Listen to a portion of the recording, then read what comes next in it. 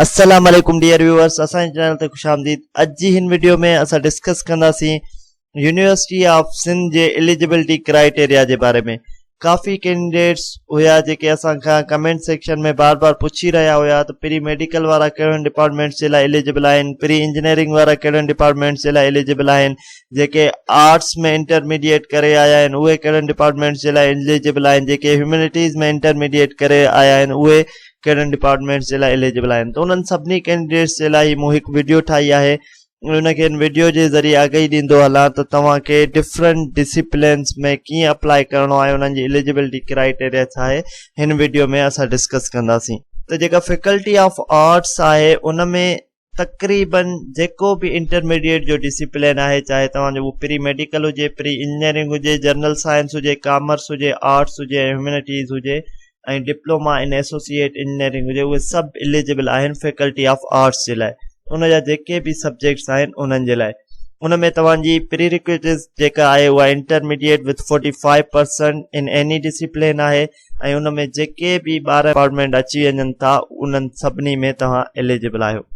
उन खां पोइ फैकल्टी ऑफ बिज़नेस एडमिनिस्ट्रेशन आहे, जंहिंमें कॉमर्स ऐं बिज़नेस जा जेके डिसिप्लिन आहिनि, जंहिंमें बैंकिंग एंड फाइनेंस आहे, बिज़नेस एडमिनिस्ट्रेशन आहे जंहिंखे BBA चयो वेंदो आहे, ऐं BS कॉमर्स आहे 4 इयर्स ऐं BS forensic accounting and fraud examination आहे। त इन में जेको banking and finance, BS commerce ऐं BS फोरेंसिक अकाउंटिंग आहे, इन जे लाइ तव्हांखे इंटरमीडिएट में 45% रिक्वायर्ड आहे ऐं बिज़नेस एडमिनिस्ट्रेशन में सभु एलिजिबल आहिनि, बट बिज़नेस एडमिनिस्ट्रेशन जे लाइ तव्हां वटि इंटरमीडिएट 60% हुजणु लाज़मी आहे ऐं BS कॉमर्स जे लाइ ऐं forensic accounting and fraud examination जे लाइ जेके डिप्लोमा ऑफ एसोसिएट इंजीनियरिंग वारा आहिनि उहे जस्ट एलिजिबल न आहिनि। बाक़ी सभु जेके इंटरमीडिएट डिसिप्लिन में आया आहिनि उहे एलिजिबल आहिनि। ईअं फैकल्टी ऑफ एजुकेशन में सभु एलिजिबल आहिनि विथ इंटरमीडिएट 45%।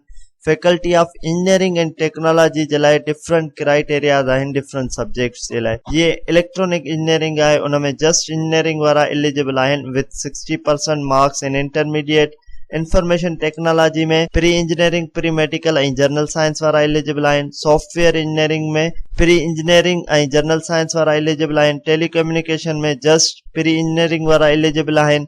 डेटा साइंस में प्री मेडिकल, प्री इंजीनियरिंग ऐं जनरल साइंस वारा एलिजिबल आहिनि। ईअं फैकल्टी ऑफ इस्लामिक स्टडीज़ में सभु एलिजिबल आहिनि with 45% intermediate. Faculty of law में भी सभु एलिजिबल आहिनि, just diploma of associate engineering वारा एलिजिबल न आहे।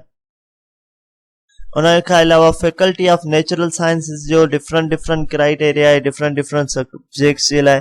जीअं एंथ्रोपोलॉजी में मेडिकल साइंस प्री इंजीनियरिंग वारा एलिजिबल आहिनि ऐं ईअं ई डिफरेंट जेके सब्जेक्ट्स आहिनि तव्हांखे स्क्रीन ते नज़र अची रहिया आहिनि। इन्हनि में डिफरेंट क्राइटेरिया आहे जंहिं ते एलिजिबल लिखियल आहे, उहे तव्हांखे ही मथे लिस्ट ॾिनल आहे त कहिड़ो एलिजिबल आहे। फॉर सपोज ही प्री मेडिकल आहे ऐं इन जे अॻियां जेको ही मैथमेटिक्स आहे इहो इन में नॉट एलिजिबल लिखियल आहे, त इट मीन्स प्री मेडिकल वारो मैथमेटिक्स जे सब्जेक्ट जे लाइ अप्लाई नथो करे सघे। ऐं प्री इंजीनियरिंग वारा जेके आहिनि उहे फॉरेस्ट्री, फ्रेश वाटर बायोलॉजी ऐं जेनेटिक्स में अप्लाई नथा करे सघनि। ईअं डिफरेंट डिसिप्लिन जी ही मथां लॻियल आहे ऐं उन जे हेठां उन जी पूरी जेको आहे लिस्ट ॾिनल आहे त कहिड़े में हू अप्लाई करे सघे थो।